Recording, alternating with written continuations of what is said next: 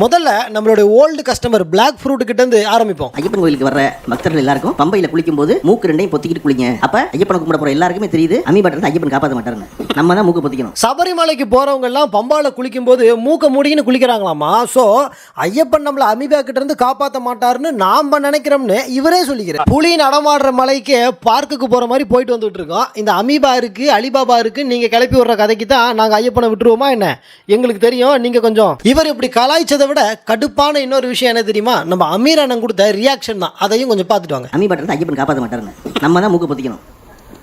கரெக்டா? அப்ப ஆன்மீகவாதிக்கு நல்லா தெரியுது அமீபா கிட்ட இருந்து ஐயப்பன் காப்பாற்ற மாட்டாருன்னு சொன்ன உடனே நம்ம அமீர் அண்ணனுக்கு சிரிப்பா அடக்க முடியல. கரெக்டா?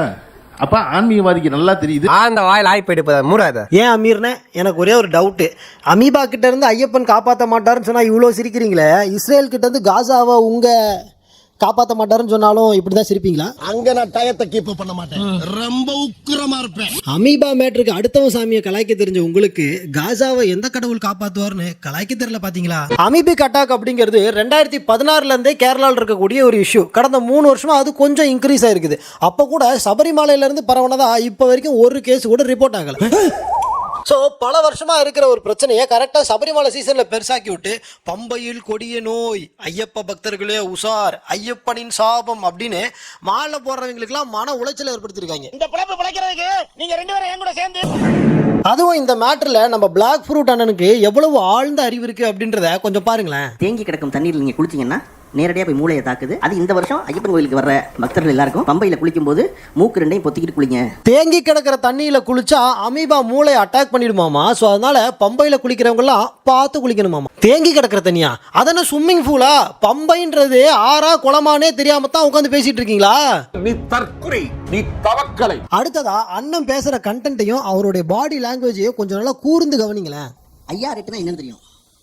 ஏன் ஐயார் பேர் வந்துச்சு? நீ கேட்டா தெரியாது. நீ விவசாயம் பத்தி பேசுகிற ஒருத்தர் போயிட்டு ஏன்பா ஐயார்னா என்னப்பான்னு கேளுங்க. அது ஐயார் அவ்வளவுதான். எஸ்ஐஆர் மாதிரி ஒரு ஐயார். சோஃபால சாஞ்சிக்கிட்டு காலை ஆட்டிக்கிட்டு எவ்வளவு கான்பிடென்ட்டா ஐயாருட்டுனா என்னன்னு தெரியுமா? இன்னைக்கு அக்ரிகல்ச்சர் பத்தி பேசக்கூடிய நிறைய பேருக்கு அது தெரியாது. எஸ்ஐஆர் மாதிரி அது ஒரு ஐயார் நினைச்சுக்கிட்டு இருக்காங்க. அண்ணனுடைய இந்த பாடி லாங்குவேஜ் எல்லாம் பார்த்துட்டு அரிய தகவல் எதையோ சொல்ல போறாரு அப்படின்னு தயவு செஞ்சு கன்ஃபியூஸ் ஆகாதீங்க. அவர் சொன்ன அந்த ஐயாருட்டு ரகசியத்தை நீங்களே பாருங்களேன். இப்பதான் பஞ்சம் போக்குறதுனால இந்தியன் ரைஸ் ரிசர்ச் இன்ஸ்டியூட் ஐஆர்ஆர்ஐன்னு ஆரம்பிக்கப்பட்டது. அந்த ஐஆர்ஆர்ஐ லேப்ல கண்டுபிடிக்கப்பட்டதான் ஐஆர்எட்டு. பஞ்சத்தை போக்குறதுக்காக Indian rice research institute IRRI அப்படின்னு ஒன்று ஆரம்பிச்சாங்களாமா. அதோடைய லேப்ல கண்டுபிடிக்கப்பட்டது தான் ஐஆர்எட்டாமா. தற்கூரி ஐஆர்ஆர்ஐனா இந்தியன் ரைஸ் ரிசர்ச் இன்ஸ்டியூட் கிடையாது, இன்டர்நேஷனல் ரைஸ் ரிசர்ச் இன்ஸ்டியூட். அதே மாதிரி ஐஆர்எட்டை கண்டுபிடிச்சது இந்தியாவில் இல்லை, பிலிப்பைன்ஸ்ல.